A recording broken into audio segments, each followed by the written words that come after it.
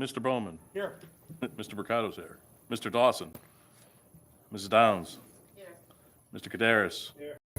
Mr. Kurtz. Here. Mr. Natale. Here. Mr. Strollo. Mr. Tedisco. Here. Ms. Blake. Here. Mr. Hilsinger.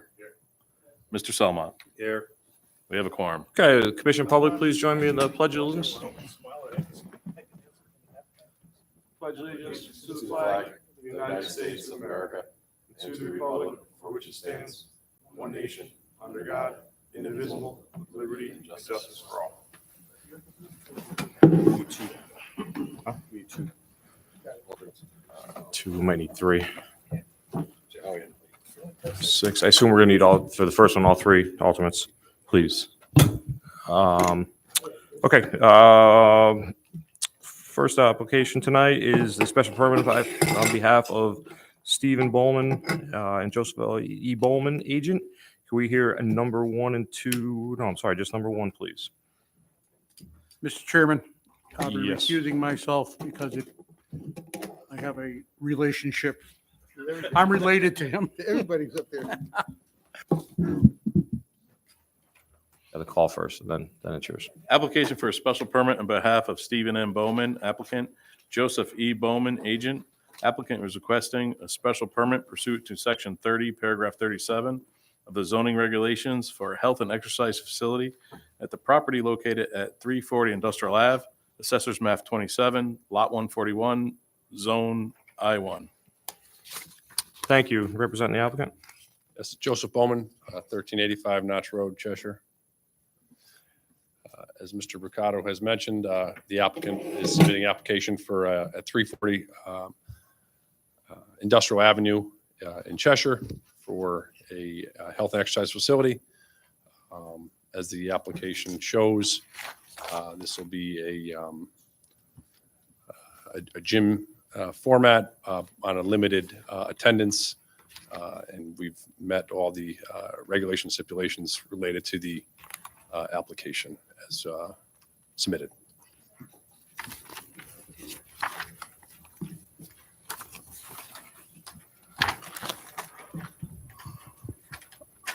Okay. So I think everyone's had a chance to go through through their packets. Anyone up here have questions on this application? Can you just go through the, can you just go through the parking? Sure. Yeah, let me just pull that up.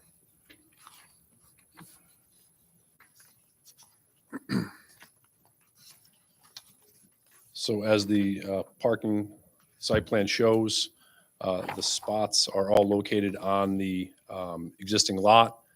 The adjoining lot, which we didn't need for coverage, is also co-owned by the owner, via Cheshire Investment, and there is residual area there if deemed necessary, but as the site plan shows, per the regulations, there is enough spots on site to facilitate the intended use.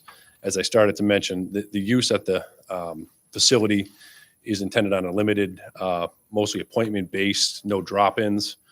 So we're confident, though, even though we have, per regulation, enough spots as required by the regulation, we don't see any, at any point, using anywhere near that amount of spots on site. But as shown on the site plan, they are there.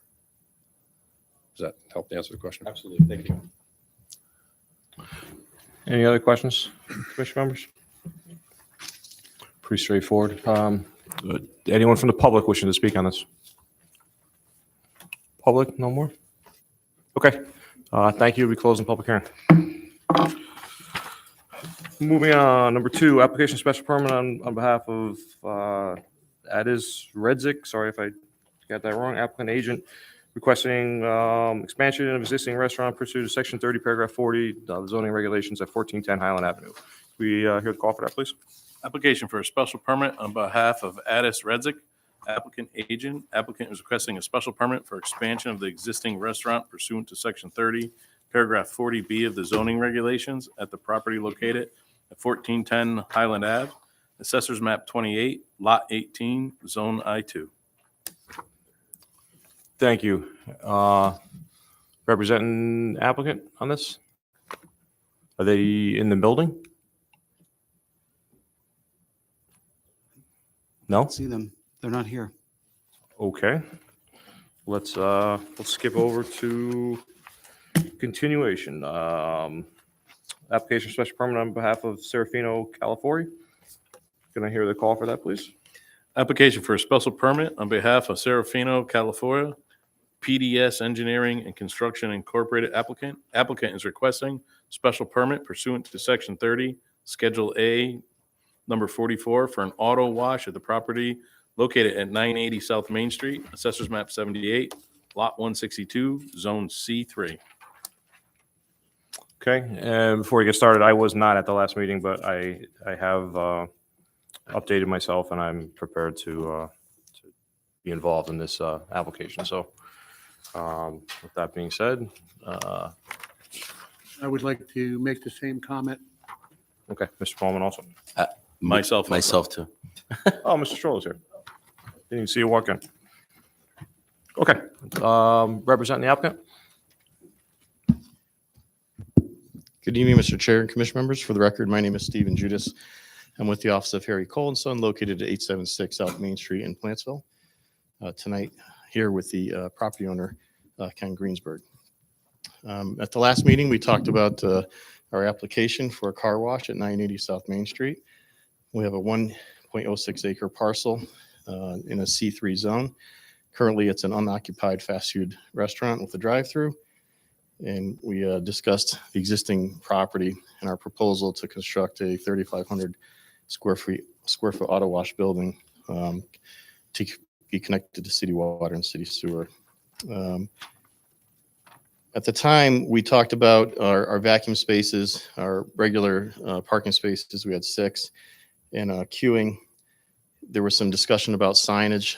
We did submit some signage package. We don't have a name for the facility, but we did submit an image that I believe was sent to you electronically. Do you have that? If not, I have the paper copies. We have it all. We have Okay. that in our packet. Also, a rendering of the proposed building. Did you receive this as well? I didn't see the rendering. Did anyone else get a rendering? I did not. No, No. I didn't either. Okay, well, No, I didn't see the rendering in any of them. that packet has the rendering and the sign packet as well. We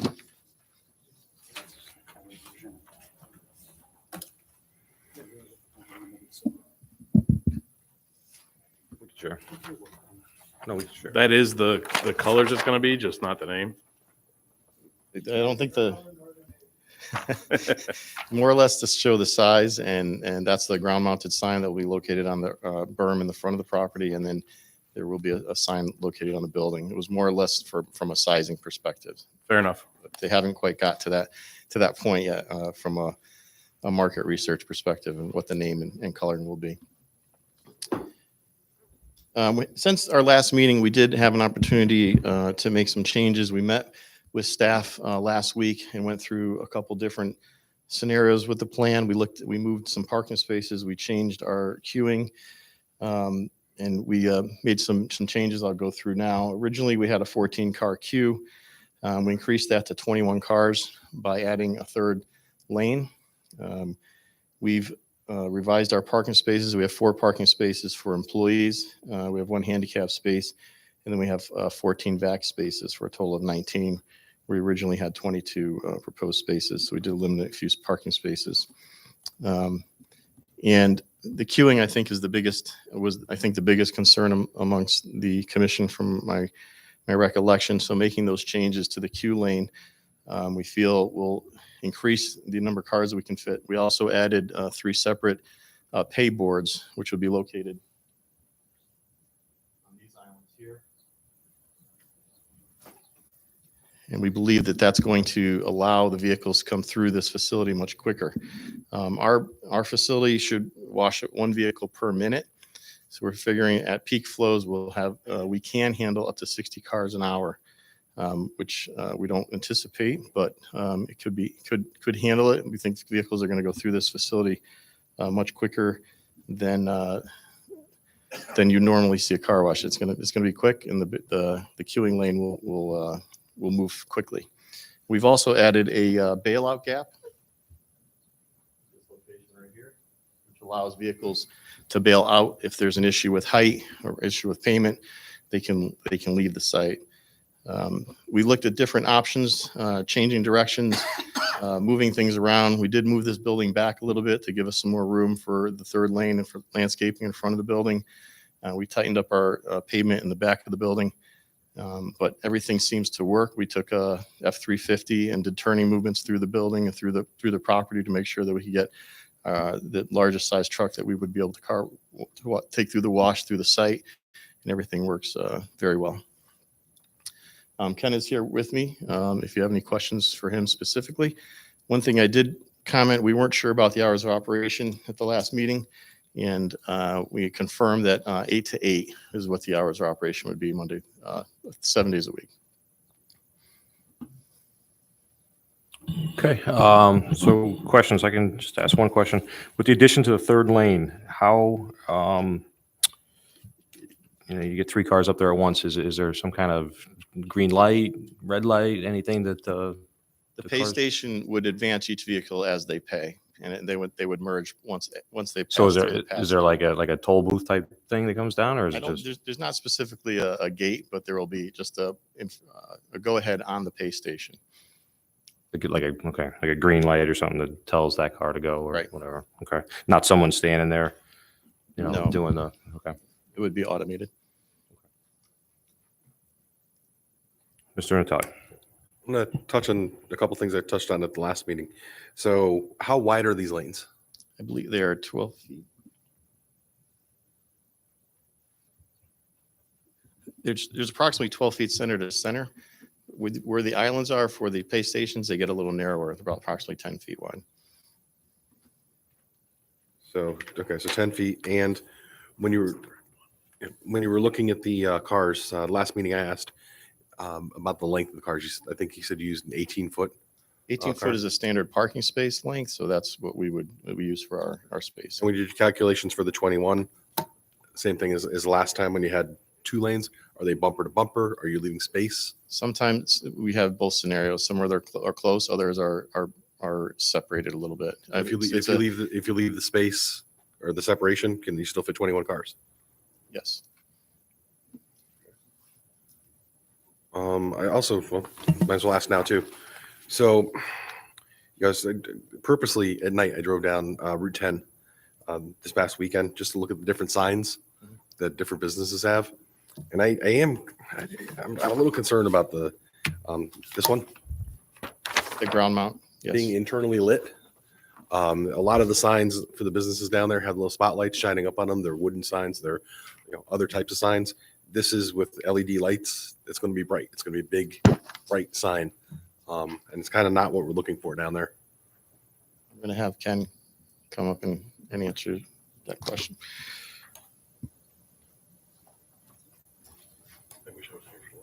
My name is Ken Ginsberg. I'm the owner of the property. As far as the sign is concerned, I actually instructed the sign guy to create a monument sign that was going to be, I'm going to say uplit or downlit. We have absolutely no problem with making that change. As a matter of fact, quite honestly, I'm surprised by your comment, and I'm surprised by the sign. I guess I didn't read it very carefully, but that was the instruction that we gave him. So we have no issue whatsoever with making that. It'll be consistent with the other signs on the street, as is the facade of the building. Will also be consistent with the other buildings on the street. Thank you. And Michael, can we make that part of a motion? Yes. Okay. And just one other question about the sign too. So the one that's going to be on the building, is that going to be lit 24/7? Is it going to turn off when the business closes at 8 o'clock at night? I'll be honest with you, I never thought about it.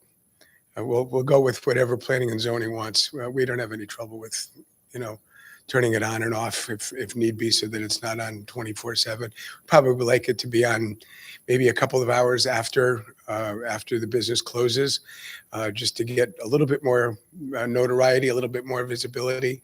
But as far as keeping it on all night, I don't know that there's much sense in that, but not something that I feel strongly about one way or the other. Thank you. Mr. Gooden, can we add something in there about that too? So, Mr. Ginsburg, would you object if there was a condition that wall signs shall be shut off by 10 p.m.? I don't think I have a problem with that, no. The commission comfortable with that? Mr. Tedesco.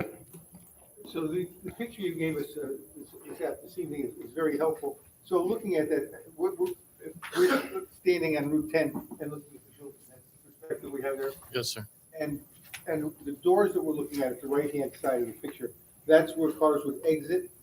Yes, sir.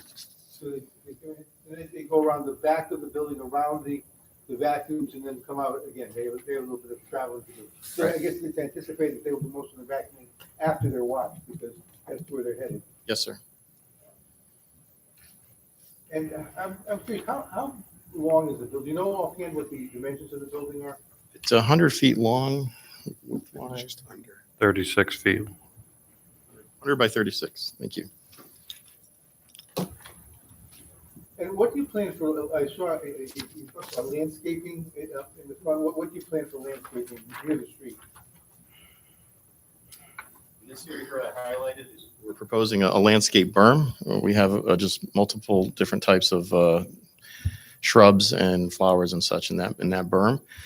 Then there's the queuing lanes, and then there's additional landscaping in front of the building, like more shrubs and some street trees and things like that. I think with this particular use, I think we'd like to make this as pretty as possible. This is kind of it's not really an industrial use, but it's close to that in the middle of town. And I think making the overall property attractive, I think is important. I don't know how to put, maybe, I guess you just have to accept your commitment on that, which I would accept certainly, but I just think that's an important thing for us to ask about.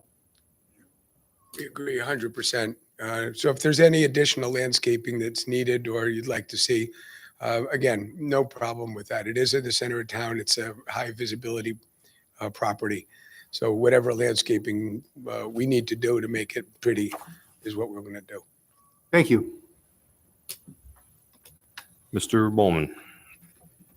Just out of curiosity, I've been to many different type of car washes. Is this going to be one that as you exit, you pull into the stall to do your vacuuming, provides wipe down rags, mat cleaners and all that stuff? Is that the type of system you're going to have? Yes. Okay. Yes, it's intended that once you go through that you go out, you have an opportunity at that point to vacuum and to vacuum and to towel off or do whatever I'm going to call minor detailing that you'd like to do.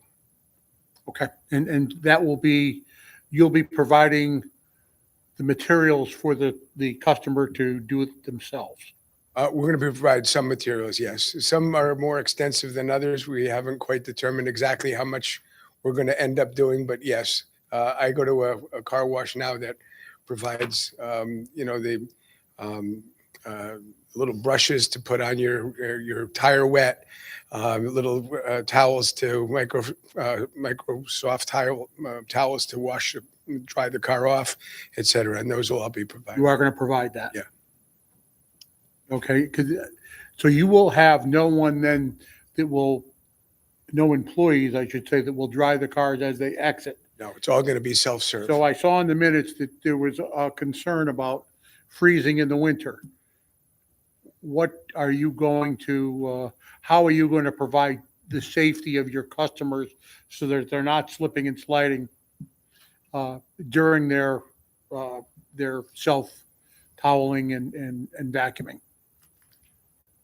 I guess I don't understand the question. I mean, the cars have a high-speed dryer at the end of the wash. That's going to dry off 98% of the car except for some, small water droplets. So any car that goes around, I know when I do my car during the winter, first of all, I don't go on a day that's, 0 degrees with a cold north wind blowing. Just doesn't make it conducive to want to do any car washing. If I do, I just go out and go around and leave.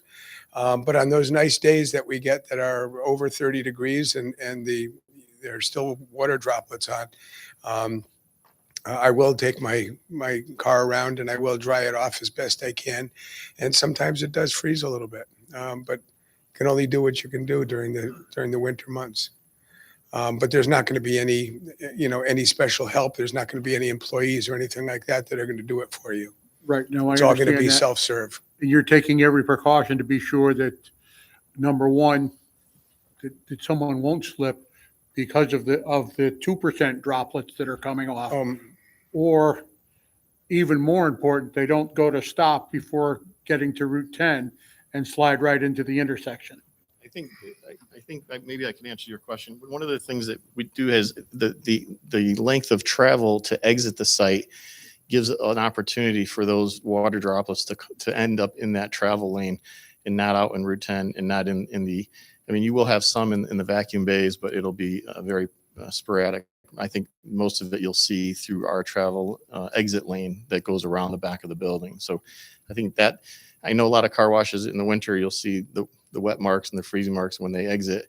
And a lot of the exits are very close to the road. But here we're going to go around the back and that will happen on site and shouldn't have any issues with the vacuum. I'm not asking Yeah. these questions to be negative. I understand. me, No, but it's something that needs to be thought about. It's just a concern. Yep. Thank you. Just one follow-up on it. When you said the hot air drying system will take off 98% of the moisture, was that a real figure? Is that a lot of times you say, oh, 90%, but is that a real number that's been tested? It's not. No, that's my made up number, but it's my number based on when I go through my car wash, there's very little water that's ending up on the car. And they're just little tiny droplets at that point. But I mean, okay, is this some kind of new drying system that is not in most car washes? That's in the new wave, the 2020s car washes are going to have this great drying system. I mean, that's a significant issue. I think you're not going to have people drying off. I mean, the high-speed air systems blow the air at a rate in excess of 100 miles an hour. So it's actually blowing the water off of the car at a high speed. I mean, I know that even when I bring my car through, I can feel the air sometimes going through the sunroof and sometimes even going through the side. And it's just blowing. And it takes off, like I said, and it's a made up number that I made up, but it's 98%. I mean, it's 90%, whatever, but it's a substantial amount of the water. There's very, very little left. And so the people that construct this building with this drying element, they say that your car is going to essentially leave dry when it's out of the building. Effectively dry, yeah. You don't have very, very much water on there at all, except for the tiniest of water droplets. Yeah, Thank you. thank you. Is this your first car wash or do you own 2 car washes? It's my first. First one? I am a very active, experienced car washer. I guess so. Okay. I was just curious if you, not that you didn't know what you're talking about, but if you had any experience with the car wash, Mr. Ricardo. I'd like to look at the building. Is there going to be any kind of store or snacks or buying air fresheners or anything like that inside the building? No, there's not. We want people to just sit in their car, go through, take care of their business, go to the car wash, go to the vacuums, do their business and leave. We're not incentivizing anybody to come into the building. The side of the building, you've got one lane going through for the car wash. The other lane that's in there is effectively going to be just for employees. It's going to have the equipment in there. It's going to have storage in there. It's going to have excess supplies and that kind of thing, and a bathroom for the employees. But it's not going to be a public bathroom, and it's really and just to be for employees and for the use of the staff. Mr. Todd. Not that we really get much anymore, but we're going to put the snow. Where's the snow going to be plowed to? We do have some islands that we can use for snow removal. Some of these areas here are currently paved. We're going to propose to fill in with grass around the edges. So it'll be something that they have to stay on top of and work with. And if need be, they would have to remove it if we had a crazy winter. But that's not uncommon for our area. This is the last question I have is for staff. So, Mr. Glidden, I know when we approved Starbucks, we had experts coming in, traffic engineers coming in saying, yep, you got more than enough room. The queue is fine. You're never going to back up onto Route 10. First day, they back up onto Route 10. What do we do if this gets approved and cars do start backing up, even with 3 lanes, and they do start backing up onto Route 10? Well, so I could say that this application was reviewed by the town engineer. And based on the layout, he felt he was comfortable with the layout, that it was addressed traffic needs. If it were to become a traffic issue, it'd be more of a nuisance sort of issue that we'd have to handle either from an enforcement standpoint or with DOT, because it'd be backing up onto a state road. But that would be some sort of enforcement matter down the road, should that become an issue. If I may, I said this the last time, and I still feel very strongly about it. The propensity for people to want to wash their cars is based more on convenience. And when somebody's driving by and they see that there's a long line and it's stretching out into Route 10, nobody wants to be that guy that's going to be the one sticking out into Route 10. They'll probably maybe go down to Starbucks and get a cup of coffee, and then circle back again when the line got a little bit shorter. But they're not going to want to stick their car out and be that guy for have to get their car washed at that particular time. Human nature just dictates that you're probably going to go on and come back again when the line's not that long. As opposed to maybe a coffee drinker who's got to get their fix right away. I don't know the Starbucks in quite, specifically, but we've just did one in Southington with less queuing than this has, and we're not having any issues. I don't know how many numbers you have there, but generally we wouldn't have this many queuing spaces on the Starbucks that we're working on, and currently in Plainville, and the one that just opened in Southington as well. So we didn't do the one here in town, so I don't know what it had, but I think the combination of the multiple pay kiosks, three lanes, and the speed of the car wash will keep things moving through this site very quickly, much faster than a Starbucks. What is the speed? How many cars per minute, or Approximately how do you? one car per minute, so 60 cars in an hour we could do. Is there anybody doing tire shine or wheel brightening spray in the front? It's all automated, everything's automated, so. Well, plus, you can put 21 cars in line, right? So it's only the 22nd car that should be in the road. Right, and you also will there will be cars in the building itself. We didn't count any of the, you can stack the cars in the building as well. So there could be, in that 100 feet, you could have 5-6 cars in there as well that would add to our queue. I guess there's no industry statistics on how many cars we may have lined up on a June Saturday afternoon. The problem, honestly, with car washes is there's no telling when that peak is going to come, because it's really when it's a nice day. After a snowstorm and it gets sunny, everyone wants to wash their car the first day of spring. So it's hard to pinpoint those peak flows, and that's why we have we feel a much higher number than you would typically see at a Dunkin' Donuts or a Starbucks.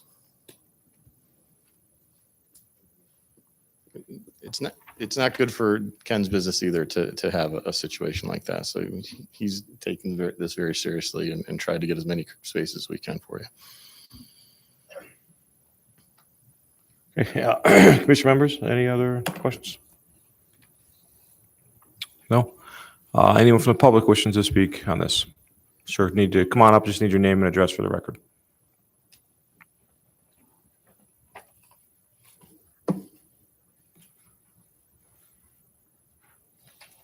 Good evening, Commissioner and Commission members. My name is Jason Frank. I'm an operations manager with Splash Car Wash at 1123 Highland Avenue here in Cheshire.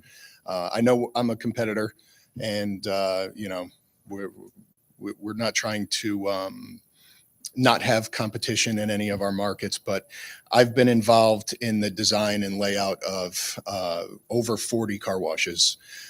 We have 56 operating right now. I've recently, in the last 10 years or so, designed car washes myself and developed them and built them. We just opened one in East Haven that I did. We have 2 under construction in Milford and Derby, 1 in Randolph, Massachusetts, 2 in Vermont, and some out in Western New York. And as I got into this aspect of the business, these express car washes with these free vacuums are like the Wild West of the car wash industry right now. process a lot of cars. They give customers a very good experience. And the old mentality of car washing is kind of gone out the window with the development of these things.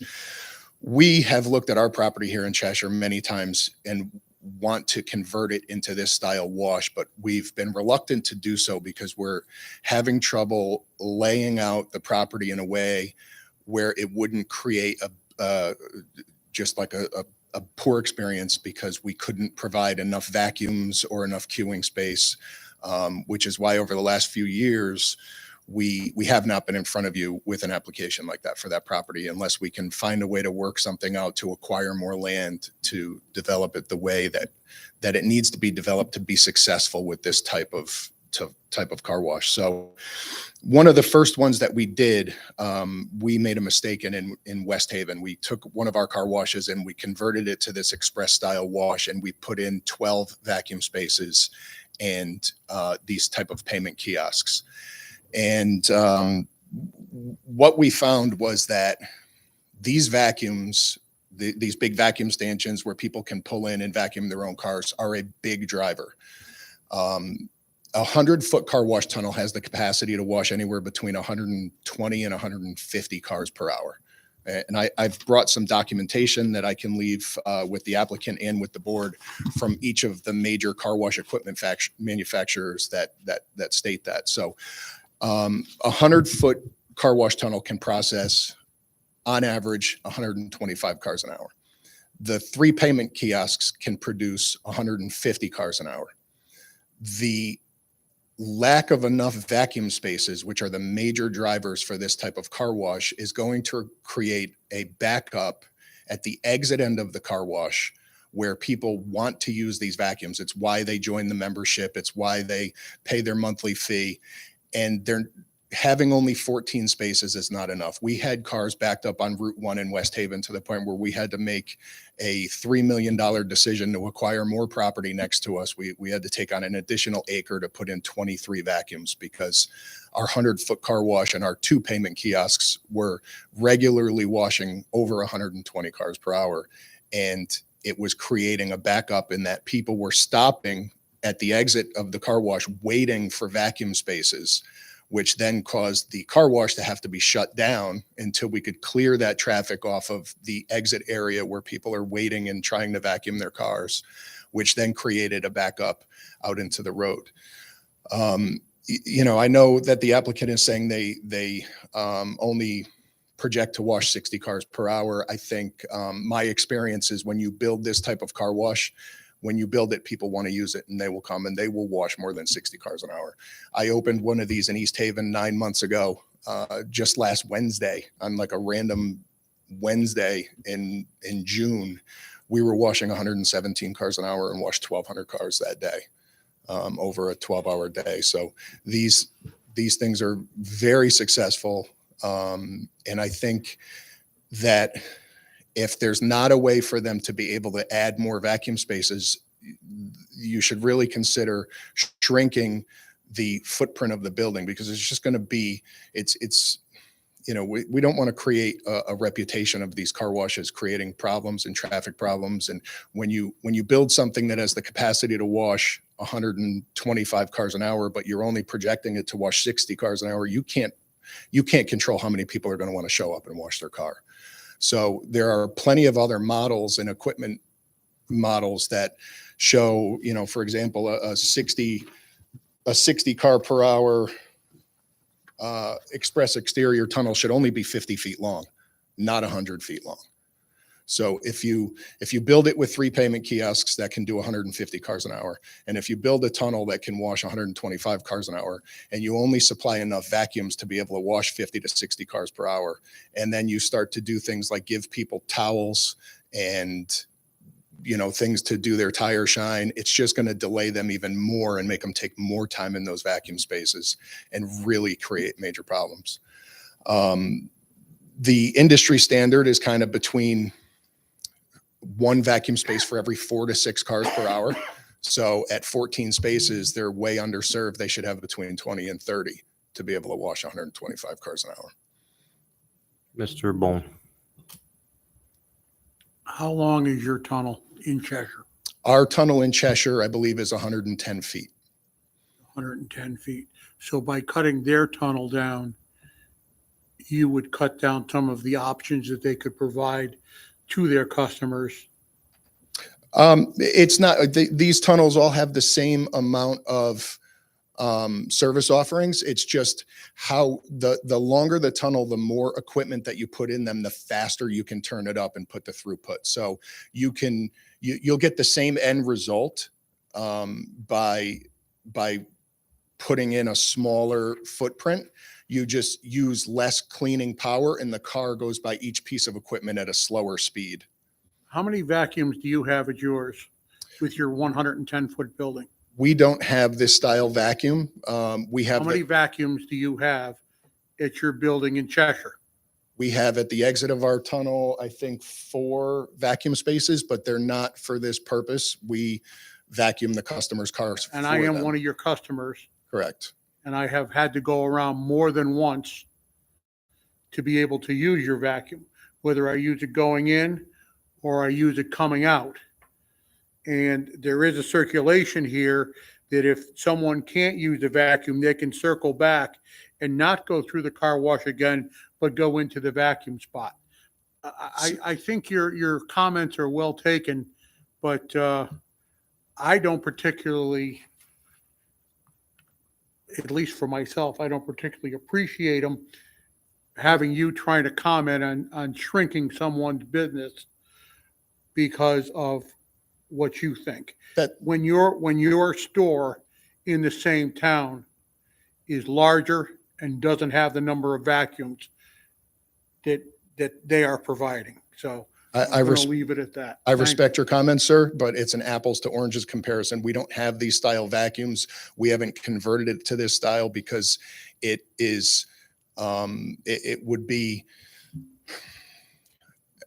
it just wouldn't be the right thing to do for the community. And you, as a board member, have a duty to protect the integrity of the neighborhood. So I would hope that you would welcome comments of a differing opinion other than just what the applicant has to say. And I respect your comments. I'm just trying to offer another perspective of, I'm not trying to shrink anything. I'm just bringing you what the industry standards are and bringing you information. The plan that I saw that was before the town did not have a circulation pattern where people can loop around and go back through. So I'm assuming the plan has changed since the one that I have printed that I saw. I'll take a peek at it here if this is the new one.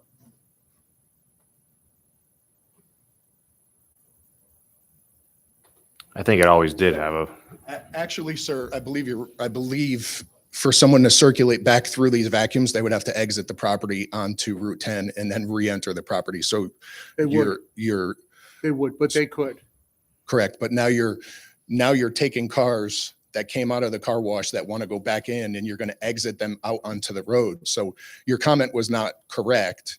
But Okay. you're going to take those cars and you're going to exit them out onto the main road and then re-enter them. So you're going to double the Saying traffic they have the entering and opportunity. exiting. I'm not here to get into a discussion with you Okay. over someone else's application. You're here to make comments. You've made your comments. I think the commission understands your comments. I certainly understand them. And That question? Sure. We have a few, I think, so. So you mentioned that you have a belief that there's fewer vacuums than is optimal given the other aspects. of this correct. product. And I have information from the CEO of one of the vacuum manufacturers stating so. It's like an industry standard on, How, if at all, would the lack of vacuums affect the queuing of cars? because when there's a lack of vacuums, the cars back up, right? I had to deal with this myself, trust me. People pull out of the car wash, they want to use the vacuums, all the spaces are full, and they sit there with their foot on the brake. And then we have to send an attendant out to try to get them to move, because if they're stopped, you have a car wash that's putting out a car less than every 30 seconds, a car exit this tunnel. So 125 cars an hour, you have every 25 seconds a car coming out. So if you're not clearing those cars off of the exit pad because they're stopped and they're waiting to use one of the vacuum spaces and they don't have anywhere else to go, you're going to need a person out there telling them, let's go, you got to move, pull out, you have to leave, right? And they're going to have to pull out onto the road. And if they don't, then it backs all the way up to the exit of the car wash. And then you either have a situation where somebody has to turn the machine off, or there's all of these machines now have these new camera systems where it automatically shuts it down for you so you don't have accidents. And they've become very safe in that regard. But when you stop the production through the car wash tunnel, you're basically washing no cars until you can clear that back up, which then stops the payment kiosks from processing cars, which then just makes cars back up as they're trying to pull So in. nobody else can pull onto the property. Well, once your queuing of your 21 cars is full and that machine is off because it's not running because there's cars backed up on the exit side of it, there's nowhere for the cars to go, so they will back up out in the road. We have over 40 queuing spaces. The place that we built in West Haven has 38 queuing spaces. The one that I'm building in Milford right now has 36 queuing spaces. The one that I'm building in Derby has well over 30 queuing spaces. And So you may have 30 cars waiting to be washed at one time? you could, yeah. And the peak volumes with this type of car wash has kind of gone away. It does happen when you get a catalyst like snow and salt on the roads. It will increase, but with the subscription and membership kind of mentality that these car washes have now, it's really kind of just leveled the volume out where they're just busy all the time. They'll consistently wash, over 100 cars an hour for 10 hours a day. Do you ever get that many cars coming through where you are in Cheshire right now? We do on peak days, but it's not as busy as these express washes because we don't offer these vacuums. These vacuums are the driver of this type of wash. That's why we have not converted it here, because we don't have the space to put enough of them to do it the right way. I have a plan that I could bring you and show you that I drew where I was able to fit 14 vacuums in the back where our queuing is. And we decided that it would not be the right thing to do because we knew that it wouldn't produce enough. It would cause traffic problems on our property for our neighbors and on the road. So we made the decision to not do that at this location. Thank you. Welcome. And the one you talk about in West Haven is very busy. How many vacuum spaces does it have? That one has 23 vacuum spaces. 23. What's the size of the property? The property now with the additional property that we acquired is just over 2 acres, 2.5 acres almost. I'm sorry, Mr. Salmon, I did say yes. You could. The car wash you have on the north side of Cheshire has free vacuums. I don't think these are going to be free vacuums here. At least the last week. I believe they are. They're for customers who pay. Right. So you pay for the car wash. So And then you go the through. north and side, you pay. You go vacuum your car first. Yeah. And then you get in line and get in the car wash. With these, it's you pay for the car wash, and then I'd like to hear from the applicant. I thought these were pay vacuums because there was more money involved in the vacuuming, the pay for the vacuum, than the actual car wash itself. Yeah, that's typically not how these operate. They're on a central vacuum system that's always running, and the subscription model and the whole express car wash business is built around giving these vacuums to the customers as a free to use service. Because if the vacuums are free, people are going to take their time vacuuming, and that's where you're making the backup. They turn their music on. They spend time vacuuming their cars, and the more things that you offer them, the longer they spend there. I don't. Your West Haven, your other facilities have free vacuums. Correct. Okay. That's the new kind of car wash trend, is to build these express car washes. And I've never, the North Side Cheshire was the only one I ever knew that had free. I don't go much to the yeah, shoreline, and but- those are, that's just like a PVC kind of pipe that's in there with some vacuum drops off of it. This is like a whole nother level. The cleaning power and the suction power on these vacuums is way better. It's a much better experience. You get drops on both sides of the cars. The vacuums fit in a nice holder. It's just not, it's a complete different experience, and they're very, very successful. My sentiment is that they should be built properly so that we don't have a bad stigma to the industry and create problems in our neighborhoods. And this is pretty much only going to have one attendant on it, or very few attendant. Your North Side Cheshire has several people working it. Correct. I mean, theoretically, you could just pull in and vacuum your car if the vacuum's always on and available, and not pay for a car wash. Yeah, so we design ours where you have to flow through the car wash to be able to use the vacuums, and they're not open to the road. So that was our problem in the West Haven location. We put them in a way where people could just access them without having to go through the car wash. So not only did we have our 120 plus car wash people per hour using them, we had random people pulling it off the street that just went to the vacuums because they were positioned in a way. So that site we had to completely redesign in a way. And the other thing that we did, in case we run into the circumstance, and I've done this in every one that we've designed since that one, Milford, Derby, all these other ones included, and East Haven, is that we created, I know the applicant, one of the other things I was going to address was that they didn't have a bailout lane for people that get in the queue, because it happens all the time. People get in line, they want to get out, you got to have a way out for them.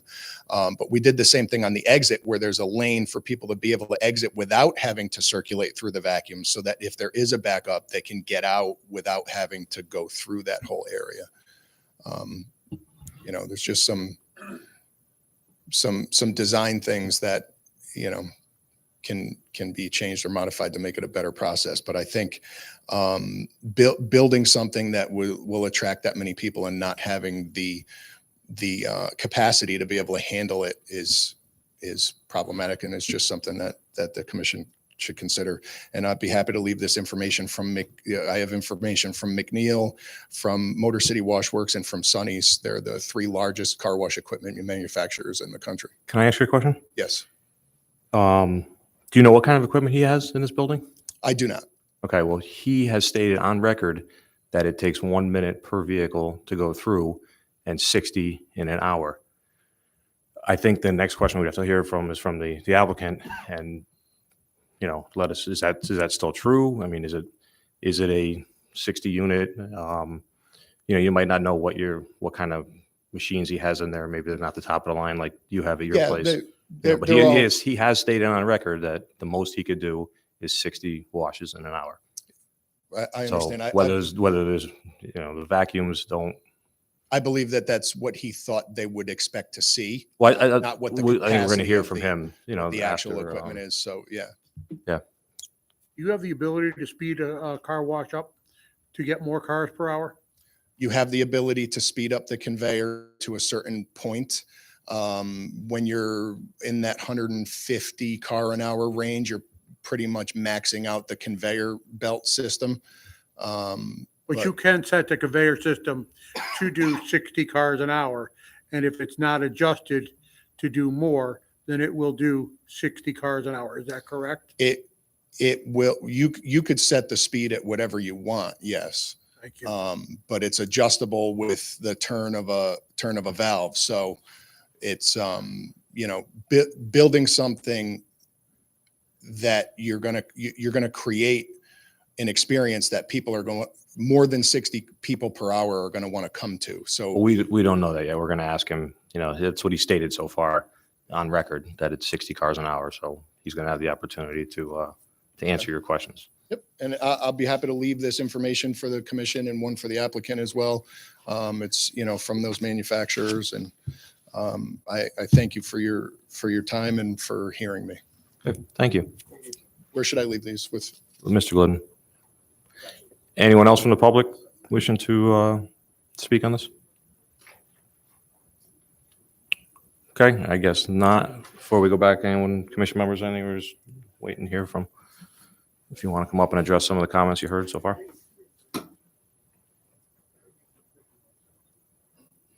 Well, I want to thank Mr. Frank for his input. He obviously knows a lot about car washes, and owns quite a few. I guess the things that I want to point out are, it may not always be apples to apples, or apples to oranges here. We don't know the markets that his car washes are in. Obviously, we know what he has here on the north end of town, but it seems like we're proposing something different. When we talked to our car wash manufacturer, 60 vehicles per hour was what the number we were told to design for. And 150 vehicles an hour is quite a significant. That's a car every 20 seconds or so. I didn't do the math on it, but it's seems pretty fast. But I just think there's different ways. If we don't, if we don't have enough vacuums, there's different ways to deal with this. I think pricing may have something to do with it. I don't think everyone vacuums their car. I don't ever vacuum my car when I go to the car wash. I don't know about other people. And I just struggle. We put this together based on the numbers that we were told from our manufacturer. I think if we need to slow the site down or slow things down, then that's the scenario. If there were more spaces for vacuums, we'd put more vacuums in, but we need some spaces for employees. We need some spaces for a handicap accessible space and so on. What are your thoughts, Ken? We designed this car wash for this site. We would love to have put a 150-foot tunnel on. Splash is opening up a new one in Milford. He mentioned a 36-car queue at their new facility in Milford. It's huge. It's gigantic. It's, as he mentioned, a couple of acres. It's probably a 150-foot tunnel. They have well in excess of 30 vacuums that I can count driving by. It's a large facility. It's beautiful. Ours isn't 2 acres. We have 1 acre. It's not a 150-foot tunnel. It's 100-foot tunnel. To say that we can get the same number of services in a 50-foot tunnel by cutting it back is you can't fit 3 pounds of potatoes into a 2-pound bag. It just can't happen. We've got our 100-foot tunnel. We've put as many services in that tunnel as we could possibly put in to make it efficient. I can't see going through a tunnel in 20 seconds. It just doesn't seem possible to me. Our manufacturers have told us 1 car per minute.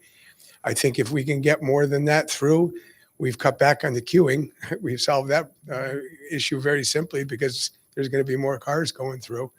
But our car wash was designed for the site that it's on.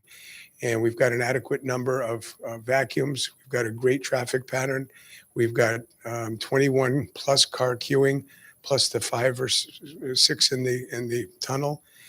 And I appreciate the concern that Splash has for us coming into town.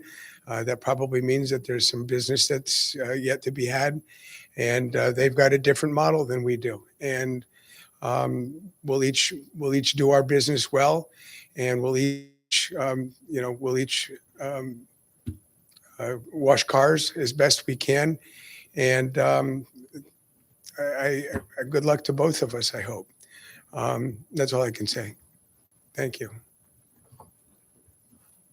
Mr. McDonald. One quick question. Does the speed of the conveyor control the 3 queuing stations when the lights go off to let the people go in to time it? I would imagine that it's going to be a natural thing. The faster the cars go through, the faster you could let the cars go through the pay stations. I didn't know if it was all automated, like the lights that turn on in the queue stations, or who paid first. And when they go. They'll all go through because you want to keep everything moving efficiently. But again, we don't have any plans on putting cars through every 20 seconds. There's always tweaking to be done, and it may be, 1 car a minute, maybe 1 car every 63 seconds or 56 seconds or whatever it is. But, they're machines, and we tweak it, and you do the best you can based on how the car washes. You don't want your car to go through too quickly, because then you lose out on the services. Things don't work well. They don't work as efficiently. So it's going to be a process, but certainly don't anticipate coming through in 20 seconds and bringing a car through. Any questions?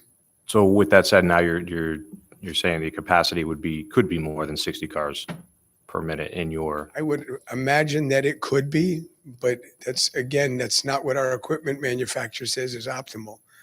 I mean, could you drive 55 miles an hour on the road? Could you drive 70? Yeah, you probably could. Doesn't mean it's right. Doesn't mean that it's efficient. It doesn't mean that it's the way it should be. Could the conveyor be sped up? I'm sure that it could, but that doesn't necessarily mean it's going to be the right thing to do.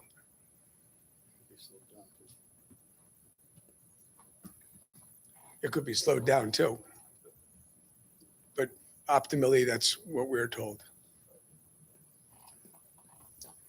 Okay. Commission members, any other questions? Mr. Strollo? The property behind you and beside you going out on Mansion Road, is that one parcel that's right behind you? So if you look at the back of the property, we're separated by a river, a creek, a stream, or whatever. And as far as I know, there's one property behind it. But I'm just saying that corner piece that goes out to Mansion Road, that That's goes not with, owned. That's not owned by us. It's owned. it's owned by the neighbor behind you. Correct. So inevitably there is room to expand if you had to. If you increase the size of your queue or whatever down the road, you could acquire that property and go out to Mansion. If it's acquirable and Yeah. You might have the same problem he did. So, okay, that's all I wanted to know. Thank you.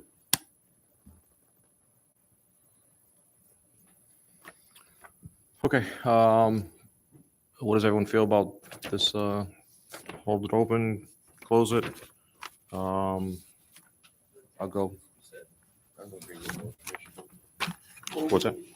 I guess we got a lot of, we got some new information tonight, in terms of exhibits, might be, they want to be looking, so I don't know what the process is going to be. It seems to me that we just got new information tonight. Oh, from this, from the Splash representative. That doesn't mean you can't close the public hearing. It's been submitted. We can review it. Yeah. Yeah, I don't think we should take any action tonight. No, I don't. Yeah. Right.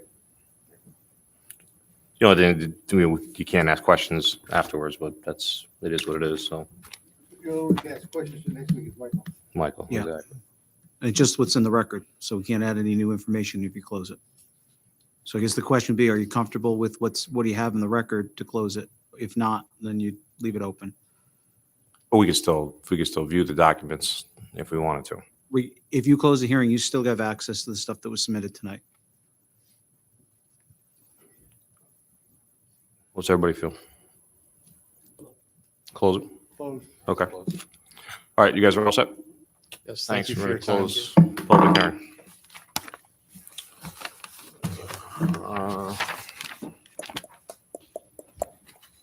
Anyone show up from Butcher Brothers? We called him, he forgot about Okay, the meeting. so I'll entertain a motion to adjourn the public hearing.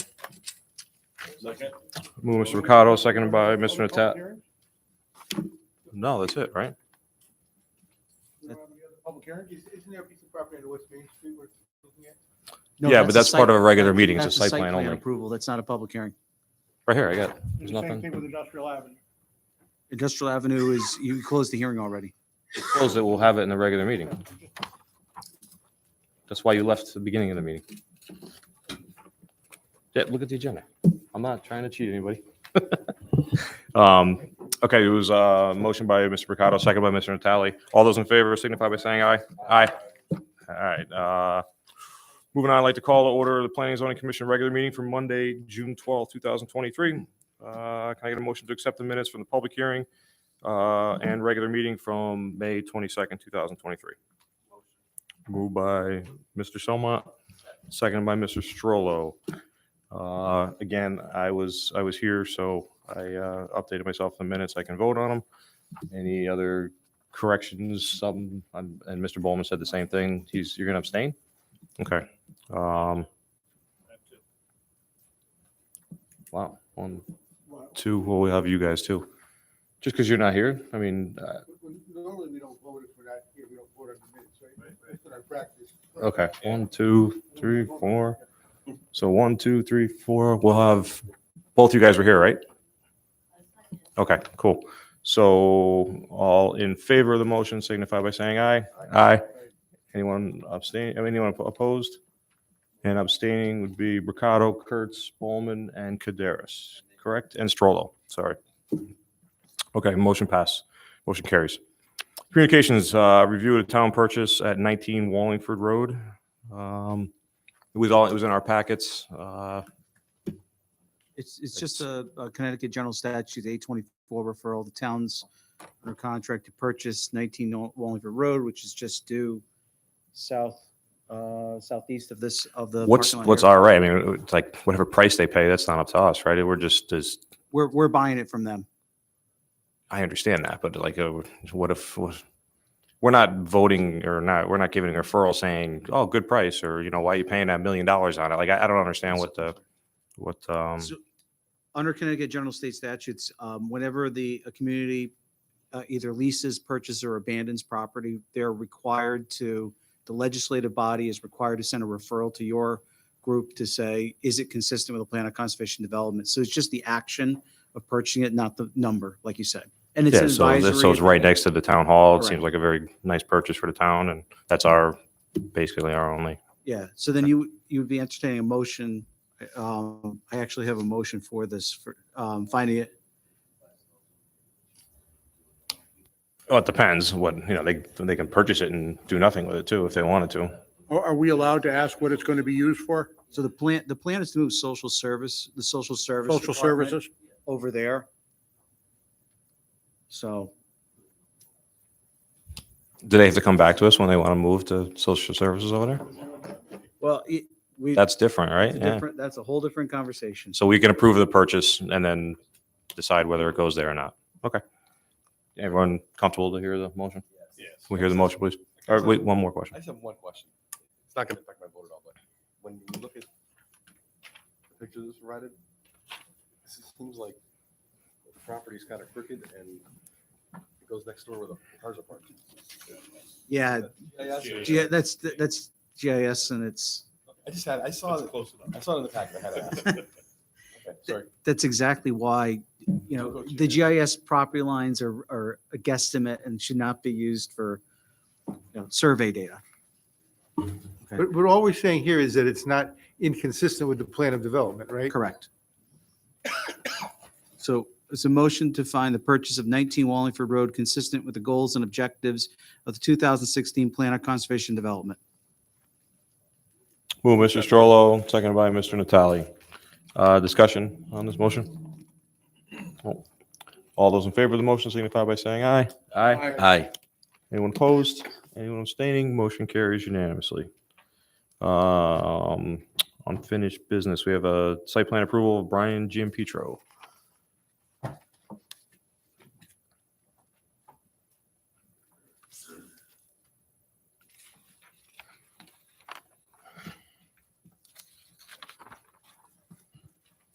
Hey everyone, Brian Giampetro, owner of Brian's Guitars and West Main Music Academy. We're looking to put an expansion on the building, Brian's Guitars building at 453 West Main Street, off of the back. Been open since 2010. We moved to Cheshire in 2017. At that point, or at this point, my business has just about doubled since coming to Cheshire. Need more space, need more room for storage. Want to keep bringing new faces to town here shopping, and to do so, I just need some more room. It's all intended to be storage. I did a rendering on my own that I'll show you guys. It's mainly just to see that we intend to use a similar siding to what we have now and roof. It's really just intended to look like an extension off the back of the main building. So I'll hand that out to you guys. It's not to scale or anything like that. It's really just an idea of what it could look like. The intention is for it to be 2 floors, even though it's for storage warehouse, we use 2 floors, and I'm more comfortable with that because it's easier for climate control for our instruments, humidity, heat, as opposed to a high ceiling warehouse that's 1 floor. And I'll turn it over to Brian.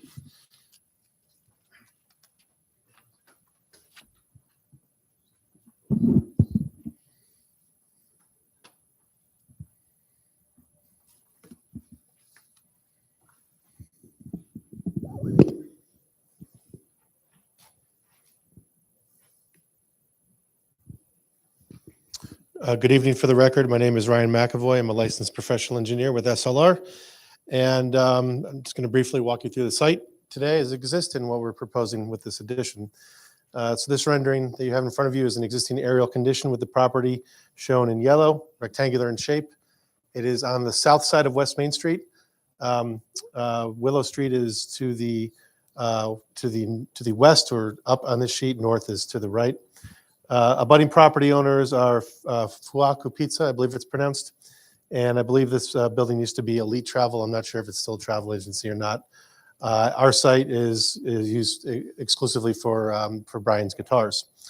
Access to the site is through a looped driveway system coming off of West Main, circulating clockwise, and with shared driveway exit only that's shared with Fuaku Pizza. Parking exists sort of haphazardly a little bit on the side of the building and primarily to the rear of the site. And the property is about 1/3 of an acre and in the C3 zone. The existing and proposed use is a permitted site, permitted use in the zone. So this plan shows proposed conditions with the addition located to the rear of the site. One thing about the existing building is that it's non-conforming with respect to front setback today and with respect to the side setback today. Our addition will be entirely within the building setbacks in accordance with the regulations, and will also fall within the limits of building coverage allowed by the regs. We will be adding some parking spaces to the rear of the property, creating a little bit new impervious surface to maintain parking required by the regulations. Today, there's roughly, it's not really well striped, but there's roughly 12. As part of our application, we're going to be providing 13, which exceeds what's required in the regulations by a few spaces. With the additional impervious surface, we are directing roof runoff and some of the new pavement to underground storage units in the form of dry well and plastic stormwater infiltration chambers. And we are maintaining the circulation pattern in the same manner in which it occurs today. So we, I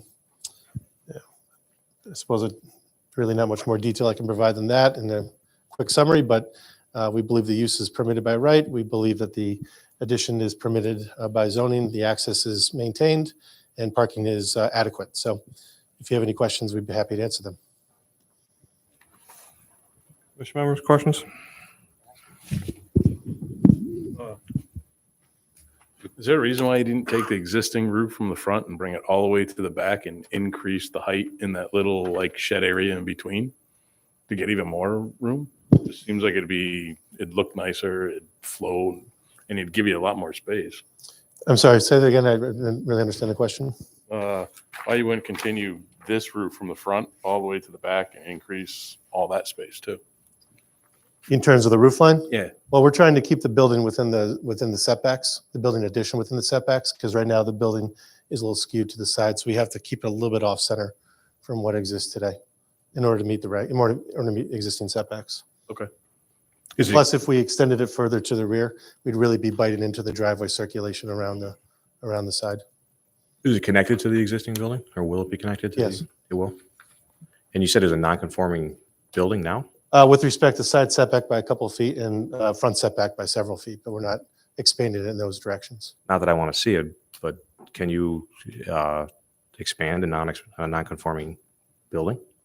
So what you can do is you can expand a non-conforming building provided the new construction conforms to current setbacks. What you can't do without a variance is basically build along those those areas that encroach either in the required side or front yard. And actually, this building received a variance back in the 60s, front yard setback to do the addition. So that actually is It's happened before. conforming. Good. It's the side yard setback is where it's non-conforming to current regs. And this was a lot of record prior to our zoning regulations? Oh, yeah. Mr. Natale? Mr. Quinn, could we just add something to the approval as far as the siding, and the look of the building matching the existing building? I know you said you're going to do it. So siding material will be Consistent with current consistent building. with. Sean has a comment? Sorry. The road in between the properties, what's that for? Just to eliminate traffic? You mean the rendering that I... Yeah, the rendering. Admittedly, I took some photos and then used some AI technology to create a building that might look similar to what we use and just photoshopped it on the rope there. The property next door did that. I'm not sure why. That is where their parking lot starts. I haven't even met the owner. Yeah, that's the other side. And Fuoco's, yeah. They are, yes, they are. And admittedly, I don't know why they put that rope there. Yeah. There's never been any parking trouble or anything. Yeah, I'm not sure. That went up some time ago, and then they sold it. I never really asked any of the owners, so not too sure. As of, I don't know, 6 months ago, maybe, so, yeah, something like that. No, it was there prior to that. Yeah. I do remember the prior owner having some issues with cut through for the little liquor store there. So maybe that was it. I'm not too sure. Mr. Tedesco. What is your business? I didn't hear at the beginning. Yeah. Brian's Guitars at 453 West Main. So you sell guitars, you give guitar lessons? Guitar lessons are at my location, West Main Music Academy across the street. So we do our lesson studio there. It's 470 on the second floor above the barber shop. The guitar shop is all guitar sales and repair. And your business has doubled, you said, over the past, since you've been there? Yeah, when we left Hamden, we left 1,100 square feet in Hamden. This building's about twice the size, and 6 years here, I could use some more space. So, yeah. Congratulations. Thank you. It's been great. Yeah. Okay, we have a motion for this? You guys are everyone okay with it? Yeah, I think so too. Okay. Motion to approve application for site plan approval on behalf of Brian GPHO Real Estate Holdings LLC. Applicant owner, applicants requesting site plan approval for building expansion of the property located at 453 West Main Street, Assessors Map 57, Lot 109, Zone C3. The commission finds that based on the documents provided, the applicant has demonstrated compliance with the Cheshire zoning regulations. The approval is based on plans titled Brian's Guitars, Building Expansion prepared by SLR Consulting with a revision date of June 9th, 2023. The approval is subject to the following conditions. One, fire department approved emergency key box will need to be installed and maintained in the rear of the building, location to be approved by the fire chief. And two, that siding and roof material to match existing buildings materials. Moved by Mr. Ricardo, seconded by Mr. Was it Caderas down there? Yeah. Discussion on the motion. Seems like a great addition to a great Cheshire business. It's happy to hear he's doubled in size, and always nice to hear of a Cheshire business succeeding. So, any other comments? All those in favor of the motion signify by saying aye. Aye. Anyone opposed? Anyone abstaining? Motion carries unanimously. All right, I'm going to take the liberty, because I can, to jump around to, we're not voting on 3 and 4. I'm going to go to number 5. Is everyone comfortable with number 5 that we heard tonight? The health facility. To hear the motion on that. Mr. Bowman's recused himself, so he's out of this, but I'm not going to make him sit around here any longer, so.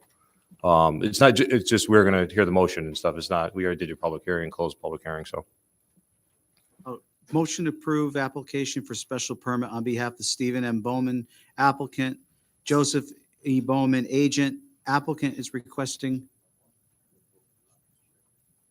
You're out. I think we had both the alternates up, didn't we? Sorry, Mike. Applicants requesting special permit pursuant to Section 30, Paragraph 37 of the zoning regulations for a health and exercise facility at the property located 340 Industrial Avenue, Assessors Map 27, Lot 141, Zone I-1. The commission finds that based on the documents provided, the applicant has demonstrated compliance with the Cheshire zoning regulations. The approval is based on plans titled Site Plan 340 Industrial Avenue, Cheshire, Connecticut, prepared by Hall and McChesney. The approval is subject to the following condition. One, a fire department approved emergency key box need to be installed and maintained at the rear of the building, location to be approved by the fire chief. Move, Mr. Natale, second by Mr. Ricardo. Discussion on this motion. Similar to what you said for the last one. Very similar to the last one, yeah. I'm not sure how much of an existing business it is, but sounds another Cheshire business coming to town, so Straightforward application, I think. straightforward, yes. Okay, all those in favor of the motion signify by saying aye. Aye. Anyone opposed? Anyone abstaining? Motion carries unanimously. Thank you. Okay, going back, number 2, we have our zone text amendment on the cannabis. Exciting stuff. So we have some motions in front of us here. I was going to ask Mr. Glidden to go through each motion as we have it here, and then it's up to us to decide which one we would like to hear. If we can't agree on which one we're going to hear the ones that we think we can hear. So, Mr. Glidden, if you want to take the floor and go through each of the options, the 5 options we have. Yeah. So your first option is approve the application as submitted, no changes, with an effective date of July 1st, 2023. The next option, or option 2, is to approve the application with some modifications, and that is to approve the uses from section 75 through 82. However, put retail and hybrid sales would not be permitted, and these use shall be considered prohibited under section 34.1 of the regs. And that also with an effective date of July 1. So basically it's saying all the other licenses excluding the retail sales would be allowed. Your next option could be breaking down the difference on how the retail is allowed in the proposal. One would be option 3, saying that retail and hybrid sales would be allowed, provided they're only allowed in industrial zone properties within 1,000 feet of I-84, 691, separated by 3 miles, that whole standard. It would remove the other C3 locations that were identified, either having frontage on 322 or Meriden Road. Option 4 would be remove the industrial and say it's just the 2 hinterlands, the 322 frontage or Meriden Road frontage for a locational approval of retail or hybrid. The last option, option 5, is basically approved, but you're amending it to say all the uses are not allowed. They all would be prohibited. So you're not allowing them at all. That's that retail, production, you name it. All except for what you have in your existing regs, the micro cultivators are in our regs. If you wanted to remove that too, we'd have to come back and do a text amendment to remove that. Because this was just a conversation on how to deal with the other licenses that were part of Public Act 21-1.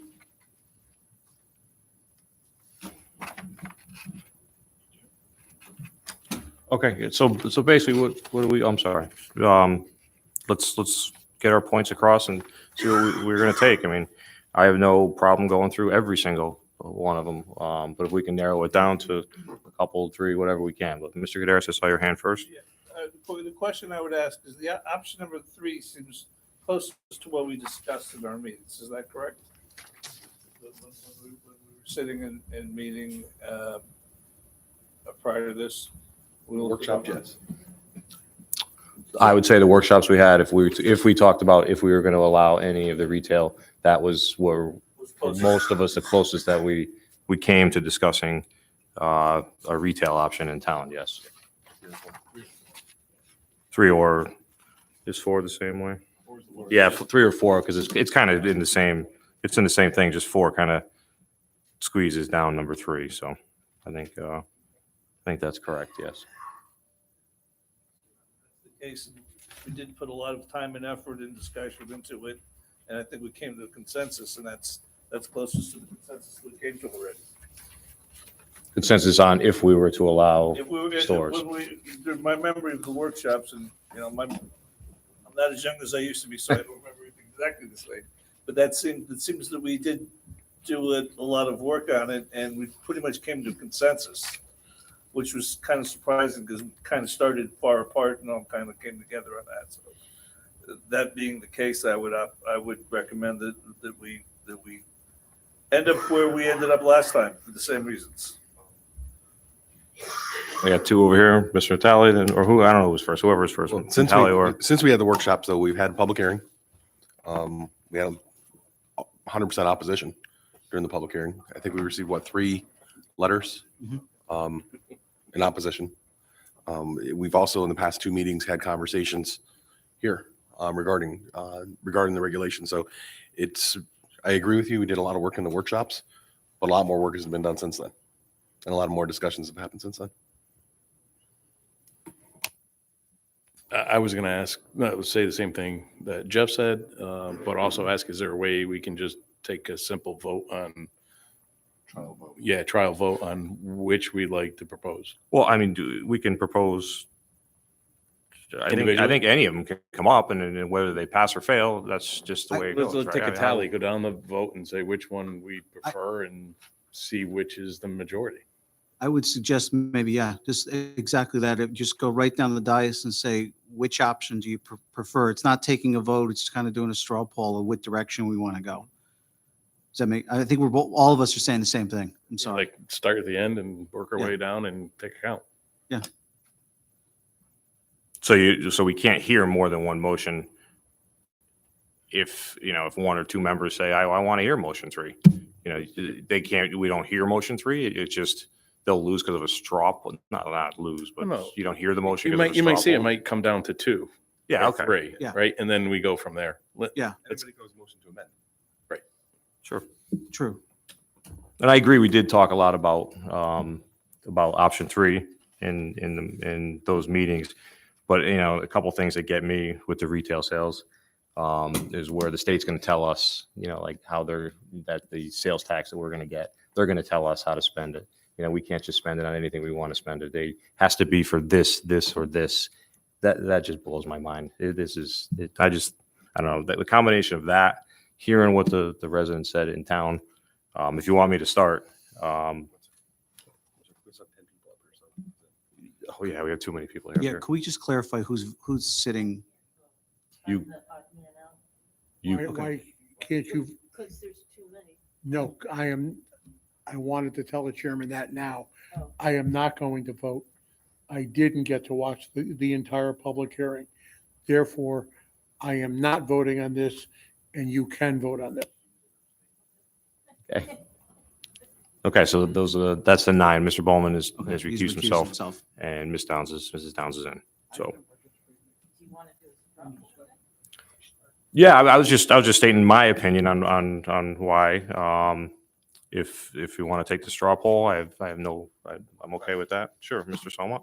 So just to oversimplify things, 1 is approve everything. 5 is to cancel or say no to everything. 2 is, and I say everything that we've talked about, micro cultivator aside. 2 is everything but retail. 3 and 4 is in between allowing retail. Correct. Okay.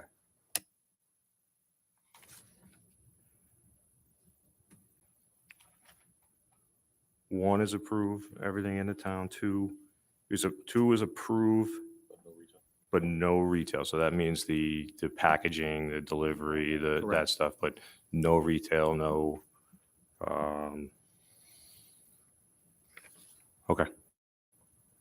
So if you want me to start in a straw poll, I am not opposed. The 2, I would pick 2 if we want to hear 2. I'm not totally opposed to option 2. I don't know how I would vote, or I would be option 5. I feel like I said just a second ago, we don't need retail in the town.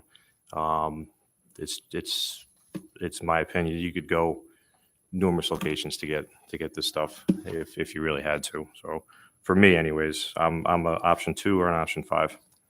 So I don't know if we want to just go ahead. I would choose option 5 from what the people that came out. No one was for retail. Everybody was against, that came from the public, was against it completely, I felt.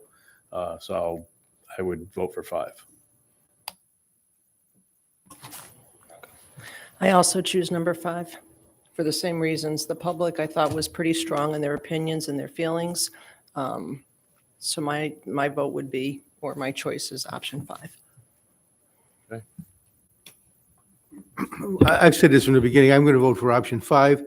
I don't think that we should allow as a town, I don't think I can vote for my town to have an activity that's arguably violates federal law. And for that reason alone, I'm going to vote for option 5. And I'd vote no on all the other ones. Okay. Oh, sorry, I went 2 over there. I'll go 2 over here. That's okay. I would be voting for option 5. Until the public hearing, I would have not done that. I would have probably gone with 3. But after hearing the public, I would go with option 5. Definitely option 5. Option 3. 2 and 5. 2 and 5. I won't repeat everything that you said, but I total lockstep with you on 2 or 5. 2 or 5. Okay. 2 or 5 or 3? How do I mean? There's your straw poll. Yeah. I think 5 wins. Is that the correct way for me to be handling this, or am I supposed to hear 2, 3, and 5? No, I mean, I think at this point, option 5 is the one that will pass. I think we should, rather than going through having the motions fail and the other options, I would just recommend we'll go with option. I'll 5. read that motion. If Okay. everyone's, I was up in the air 2 and 5. I think the same other people that voted 2 and 5 same way. So yeah, if we can hear option 5, that would be wonderful. So it will be a motion to approve the petition for a zone text amendment on behalf of the Cheshire Planning and Zoning Commission applicants requesting addition to section 30, 75 through 80 uses to be added are cannabis licenses outlined by Public Act 21-1 and adding definitions section 23. The text amendment approval is subject to the following changes, though. 1, the uses outlined in section 30, 75, 82 will be considered prohibited in section 31.4 of the zoning regulations. In granting the approval, the commission finds that the proposed changes are consistent with the goals and objectives of the 2016 Plan of Conservation Development. The effective date for the change is July 1st, 2023. Move Mr. Ricardo, second by Mr. Natale. Discussion on this motion. Just a question. So 3075-2, that's all the licenses, anything. Okay. Except for micro cultivators in Just your cut off. existing regs. Mr. A Selma. yes vote on 5 prohibits Anything. cannabis business, Mhm. except for micro cultivators. Mhm. That's all, just to clarify. One more thing, sorry. Sure, Mr. Natale. It's down. I mean, what you said too was really strong, because we had the public here. The public did speak, and I know that the discussions that we had 2 weeks ago and 2 weeks before that, you were really on the fence on that until you heard from the public.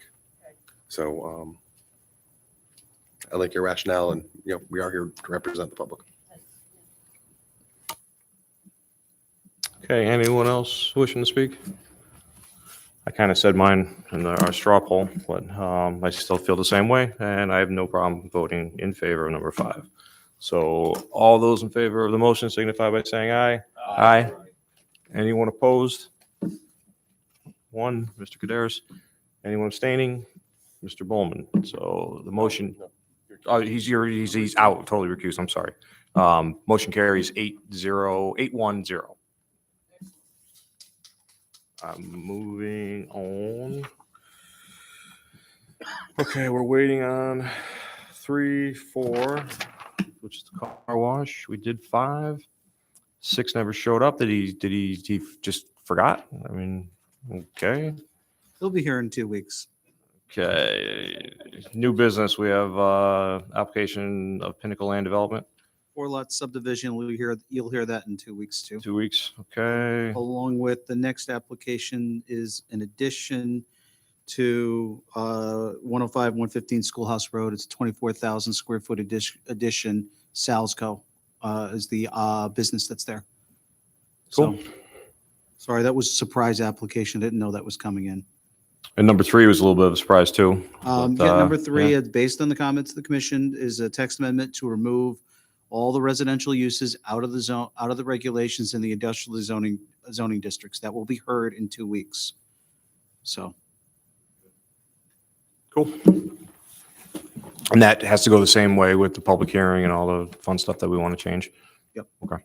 But we can have a public hearing in 2 weeks, and unless there's some outcry to keep it, you can close the hearing and vote on it that night.